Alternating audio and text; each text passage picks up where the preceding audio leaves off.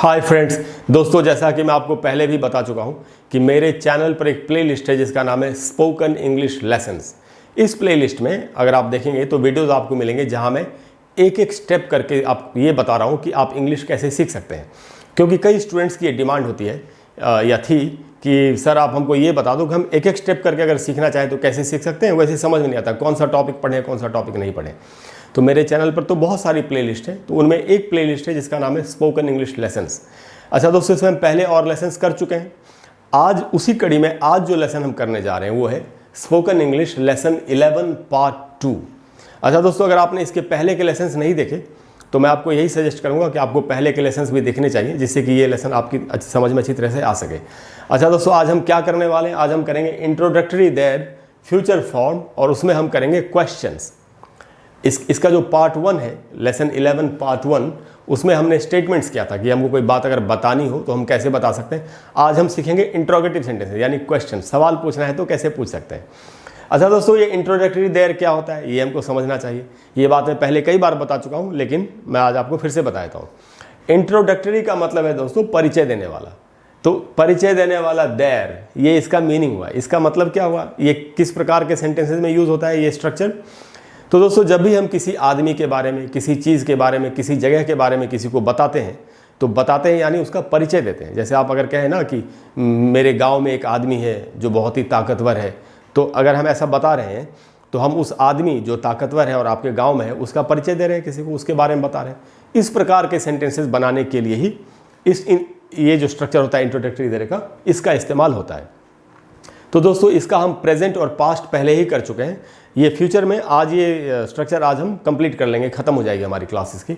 तो दोस्तों, introductory there है और हम फ्यूचर फॉर्म कर रहे हैं। फ्यूचर फॉर्म में हमको विल का इस्तेमाल करना होगा। तो दोस्तों, ये रहे स्ट्रक्चर्स। मैं आपको स्ट्रक्चर्स बताता हूँ। तो अच्छा दोस्तों, इसमें भी सेंटेंस दो प्रकार के होंगे, positive and negative. Positive sentence क्या होता है? सकारात्मक वाक्य। जो हाँ वाले सेंटेंसेस होते हैं उनको पॉजिटिव सेंटेंस कहते हैं, और नेगेटिव सेंटेंस होते हैं नकारात्मक वाक्य, नहीं वाले सेंटेंस। जैसे आप पूछ रहे हैं किसी को, क्या ऑफिस में कोई होगा? Will there be someone in the office? ये एक पॉजिटिव यानी सकारात्मक वाक्य है। क्यों? क्योंकि इसमें नहीं है। लेकिन अगर वो क्या ऑफिस में कोई नहीं होगा, अब हमने नहीं लगा दिया, नो या नॉट का इस्तेमाल करेंगे, तो वो एक नेगेटिव सेंटेंस हो जाएगा। तो दोस्तों, हम समझते हैं स्ट्रक्चर कि इनका पॉजिटिव और नेगेटिव सेंटेंस का स्ट्रक्चर क्या होता है। तो पॉजिटिव सेंटेंस का स्ट्रक्चर होता है दोस्तों will plus that plus be. अच्छा दोस्तों, इसमें बी स्ट्रक्चर में ही होता है, इसलिए हम बी को हटा नहीं सकते इसमें से। तो will plus there plus be plus subject plus prepositional phrase. अब प्रेपोजिशनल फ्रेज क्या होता है दोस्तों?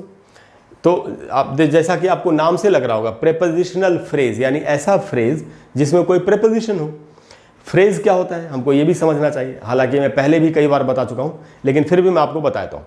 दोस्तों, फ्रेज एक ग्रुप ऑफ वर्ड्स होता है, शब्दों का समूह है, जिससे थोड़ी सी मीनिंग अगर हमको मिलती है तो वही एक फ्रेज है। जैसे अ ब्रोकन चेयर, एक टूटी हुई कुर्सी, ये भी इंग्लिश में एक फ्रेज, इसको भी कहा जा सकता है। फ्रेज का एक मीनिंग मुहावरा भी होता है, मुहावरे तो होते ही हैं। और इंग्लिश ग्रामर में फ्रेज शब्दों का ऐसा समूह है जिसे थोड़ा सा अर्थ मिलता हो। फ्रेजेस की मदद से हम बहुत सारी बातें बोल सकते हैं, बहुत से सेंटेंसेस बना सकते हैं। और एक्चुअली प्रेपोजिशनल फ्रेज जो होता है, ऐसा फ्रेज जिसमें प्रेपोजिशन हो, इन, ऑन, एट, ओवर, अबव, ये सब, तो इनका जो इस्तेमाल होता है वो दो चीज़ों के लिए होता है। एक तो शारीरिक स्थिति बताने के लिए, जैसे आपके पास फ्रेंड का फ़ोन आया, कहाँ हो? आप कह रहे हैं मैं घर पर हूँ, I am at home. At home में दो वर्ड्स हैं, तो ये ग्रुप ऑफ वर्ड्स हो गया। एक वर्ड को वर्ड कहेंगे, एक से ज़्यादा वर्ड्स होंगे तो ग्रुप ऑफ वर्ड्स हो जाएगा, चाहे 2 हो चाहे 20 हो। और उसमें एट जो है वो एक प्रेपोजिशन है, इसीलिए एट होम को प्रेपोजिशनल फ्रेज कहा जाएगा। तो शारीरिक स्थिति बताने के लिए या मानसिक स्थिति बताने के लिए भी ज़्यादातर प्रेपोजिशनल फ्रेज का इस्तेमाल होता है। जैसे कोई कहे I am in a state of shock, मैं तो शॉक लग गया है मुझे, उसकी अवस्था में हूँ। किसी को कोई बुरी खबर मिली तो उसके बाद वो कह सकता है।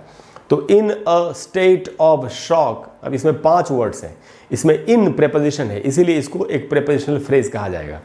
तो शारीरिक या मानसिक अवस्था बताने के लिए प्रेपोजिशनल फ्रेज का इस्तेमाल होता है।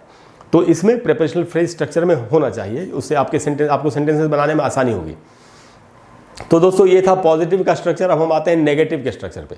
अच्छा दोस्तों, नेगेटिव के स्ट्रक्चर में या तो नो का इस्तेमाल कर सकते हैं या नॉट का इस्तेमाल कर सकते हैं।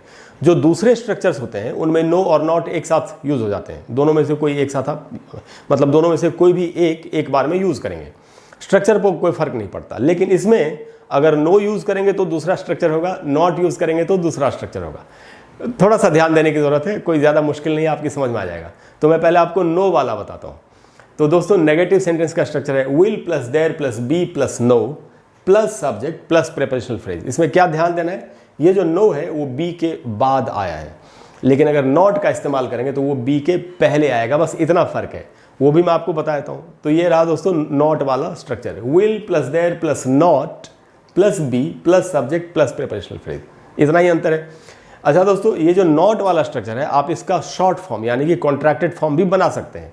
उसमें क्या करना होगा हमको कि ये जो विल और नॉट है आपको उसको एक साथ लाके शॉर्ट फॉर्म बनाना होगा, और वो सेंटेंस के पहले ही आता है। तो वो है दोस्तों वोंट, विल और नॉट का शॉर्ट फॉर्म बना वोंट, इसको पढ़ेंगे won't. Won't plus there plus be plus subject plus prepositional phrase, ये स्ट्रक्चर है नॉट वाले के शॉर्ट फॉर्म का। अब दोस्तों आते हैं कि ये जो मैंने लिखा सब्जेक्ट, तो सब्जेक्ट क्या हो सकता है। अच्छा दोस्तों, जनरली किसी भी सेंटेंस में नाउन या प्रोनाउन ही सब्जेक्ट होते हैं 99.9% ये भी हमको याद रखना चाहिए। जब भी आप पार्ट्स ऑफ स्पीच पढ़ें, noun, pronoun, adjective, verb, adverb, तो आपको ये बात पता रहनी चाहिए कि किसी भी सेंटेंस में 99.9% एक नाउन या प्रोनाउन ही सब्जेक्ट और ऑब्जेक्ट दोनों ही होते हैं। तो इन सेंटेंसेस में भी और प्रोनाउंस भी होते हैं सब्जेक्ट बहुत सारे, बट इन सेंटेंसेस में सिर्फ नाउन्स ही सब्जेक्ट होंगे। या किसी रेयर केस में कभी कभी एक प्रोनाउन भी सब्जेक्ट हो सकता है, बट वो यूज़ हम बाद में सीखेंगे क्योंकि वो एक इसका एडवांस्ड यूज़ है। अभी हमको ये समझना है कि इन सेंटेंसेस में हमको नाउन्स को ही सब्जेक्ट के रूप में इस्तेमाल करना है। अच्छा दोस्तों, नाउन क्या होता है ये भी समझ लेते हैं। तो नाउन दुनिया की कोई भी चीज़, दुनिया का कोई भी आदमी, दुनिया की कोई भी जगह, सब नाउन है। तो हम किसी को भी अपना सब्जेक्ट इसमें बना सकते हैं, जैसा सेंटेंस की रिक्वायरमेंट है या ज़रूरत है वैसा। अच्छा दोस्तों, ये इंट्रोगेटिव सेंटेंस है। इंट्रोगेटिव सेंटेंस में WH वर्ड्स या क्वेश्चन वर्ड्स या इंट्रोगेटिव वर्ड्स का भी इस्तेमाल होता है। Who, whose, why, which, where, कौन, कहाँ, कैसे, कब। तो यहाँ लिखा है मैंने क्वेश्चन वर्ड्स। अच्छा दोस्तों, इन स्ट्रक्चर्स में ज़्यादातर फिर वही बात 99% सिर्फ वाई का इस्तेमाल करना आपके लिए आसान रहेगा। इन स्ट्रक्चर्स में किसी और क्वेश्चन वर्ड का इस्तेमाल करना देखना पड़ेगा कि सूट करता है कि नहीं, बट वाई इसमें सूट आसानी से सूट कर जाता है ऐसे सेंटेंसेस में, इसीलिए वाई का हम ज़्यादा इस्तेमाल करेंगे। अब हम दोस्तों आते हैं कुछ एक एग्जाम्पल्स पर कि एग्जाम्पल्स कैसे कैसे इन स्ट्रक्चर्स को यूज़ करके हम बना सकते हैं और कैसे सेंटेंसेस हम बोलेंगे। तो दोस्तों पहला एग्जाम्पल है, ये एक पॉजिटिव सेंटेंस है। कोई पूछ रहा है किसी से, किसी को किसी ऑफिस भेजा जा रहा है, तो वो जो भेज रहा है उससे पूछ रहा है कि मैं जा तो रहा हूँ, तुम मुझे भेज तो रहे हो, क्या ऑफिस में कोई होगा भी? ऐसा तो नहीं हो कि कोई नहीं होगा और मेरा टाइम वेस्ट हो जाए। तो इसी बात को कैसे इंग्लिश में पूछा जा रहा है, will there be someone in the office. अब हमको क्या सीखना है कि स्ट्रक्चर के हिसाब से सेंटेंस कैसे बनाए। तो दोस्तों ये सेंटेंस है, मैं फिर से बताता हूँ आपको, will there be someone in the office. Structure पर देखते हैं, ये पॉजिटिव सेंटेंस है क्योंकि इसमें नो या नॉट नहीं है, तो ऐसे बना दोस्तों sentence, will there be someone, someone ही इसमें सब्जेक्ट है। Will there be someone in the office. In the office एक प्रेपोजिशनल फ्रेज है क्योंकि एक से ज़्यादा वर्ड्स हैं, उसमें 3 वर्ड्स हैं और उसमें इन एक प्रेपोजिशन है, इसलिए इन द ऑफिस एक प्रेपोजिशनल फ्रेज है। Will there be someone in the office. एक दूसरा सेंटेंस बना के बताता हूँ मैं आपको, जैसे कोई मान लेते हैं कहीं शाम को पार्टी होने वाली है दोस्तों के साथ, तो एक फ्रेंड दूसरे फ्रेंड से कंफर्म कर रहा है क्या शाम को पार्टी होगी। उसको आप इसी स्ट्रक्चर में बना सकते हैं पॉजिटिव में, कैसे, will there be a party in the evening today. तो इसमें पार्टी सब्जेक्ट हो गया, will there be a party in the evening today. तो देखा आपने कितना आसान है। अब आगे से आपको इस प्रकार का कोई भी सेंटेंस बोलना हो तो आप ये वाला स्ट्रक्चर इंट्रोडक्टरी देयर का ये पॉजिटिव वाला सेंटेंस स्ट्रक्चर यूज़ करके बोल सकते हैं। अब हम आते हैं नेगेटिव सेंटेंस पर कि नेगेटिव सेंटेंस में कैसे कैसे सेंटेंस बनाएंगे। तो जैसे यहाँ पूछा जा रहा है दोस्तों कि क्या आज शाम को पार्टी नहीं होगी, तो हमको नेगेटिव वाले स्ट्रक्चर को फॉलो करना है। सेंटेंस है, will there be no party tonight. क्या आज की रात पार्टी नहीं होगी। कैसे बना सेंटेंस दोस्तों, will there be no party, party subject है, will there be no party tonight. अच्छा दोस्तों, टनाइट जो है ये एक एडवर्ब है। इस सेंटेंस में मैंने प्रेपोजिशनल फ्रेज नहीं डाला क्योंकि सेंटेंस में ज़रूरत ही नहीं है। ये जो स्ट्रक्चर्स होते हैं दोस्तों, ये हमारी मदद करने के लिए होते हैं, यानी ग्रामर हमारे लिए है, हम ग्रामर के लिए नहीं है। जैसे किसी भी देश में सरकार जनता के लिए होती है, जनता सरकार के लिए नहीं होती। इस बात को अगर सब लोग समझ लें तो कितना अच्छा हो।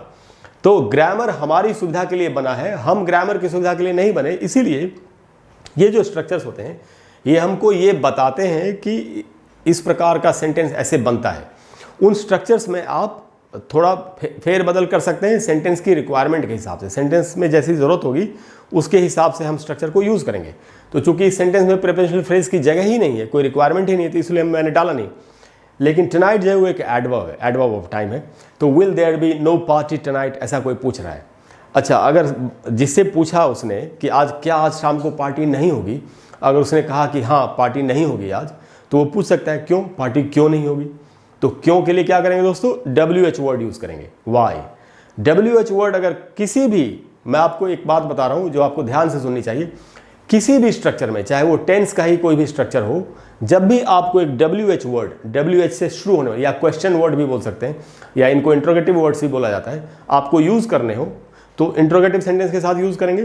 तो उनकी जो प्लेसमेंट होती है सेंटेंस में, यानी सेंटेंस में उनको कहाँ रखते हैं, तो सेंटेंस में बिल्कुल पहले, पूरे स्ट्रक्चर के पहले, जैसे ये स्ट्रक्चर यहाँ से स्टार्ट हो रहा है, इसके भी पहले यहाँ आपको WH वर्ड को रखना चाहिए।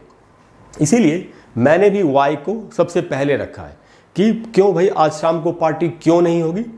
तो कैसे बोला जाएगा, वाई, और उसके बाद पूरा सेंटेंस ज्यों का त्यों आपको उतार देना है। आपको सेंटेंस में ज़रा सा भी फेरबदल नहीं करना होगा। अगर आप सेंटेंस में बदलाव करेंगे तो सेंटेंस आपका गलत हो जाएगा। ज़्यादातर केसेस में बदलाव करने की ज़रूरत नहीं पड़ती, 1-8% केस में कहीं कहीं पर बदलाव करना पड़ सकता है, वो रेयर है, वो भी मैं आपको कभी बताऊंगा। तो दोस्तों, किसी ने पूछा था कि will there be no party tonight, क्या आज की रात पार्टी नहीं होगी, और जब उसको जवाब मिला कि हाँ नहीं होगी, तो वो पूछ रहा है क्यों नहीं होगी। तो अब क्या करेगा, वाई लगा के बोलेगा, why will there be no party tonight, why will there be no party tonight. तो दोस्तों, आपने देखा कैसे बनते हैं सेंटेंसेस। अब आपको क्या करना चाहिए कि इन सेंटेंस स्ट्रक्चर्स के ऊपर आधारित आपको खुद से सेंटेंसेस बनाने की कोशिश करनी चाहिए। थिंकिंग ब्रेन रखना बहुत ज़रूरी है। एक स्टूडेंट को सोचना चाहिए, अलग अलग प्रकार की परिस्थितियों के बारे में सोचना चाहिए और सेंटेंसेस बनाने की कोशिश करनी चाहिए। और अगर आपको इसमें कोई दिक्कत हो तो आप नीचे वीडियो के कमेंट बॉक्स में लिख देंगे कि मुझे ये सेंटेंस बनाने में दिक्कत हो रही है, मैं अगले वीडियो में आपको उस सेंटेंस के बारे में बता दूंगा। तो दोस्तों, मुझे पूरी उम्मीद है कि आज की क्लास से आपको काफ़ी फ़ायदा होगा और आप इंग्लिश बोलने के एक कदम और करीब पहुंचेंगे। अगर आपको क्लास अच्छी लगी हो तो प्लीज़ वीडियो को लाइक करें और शेयर करें और चैनल को सब्सक्राइब करें। और अगले वीडियो में आपको एक नया स्ट्रक्चर बताऊंगा। हम इसके बाद वाला जो लेसन है हमारा, लेसन 12, वो हम सीखेंगे और उसमें हम एक नया स्ट्रक्चर सीखेंगे। Thank you very much, I will see you soon, bye bye.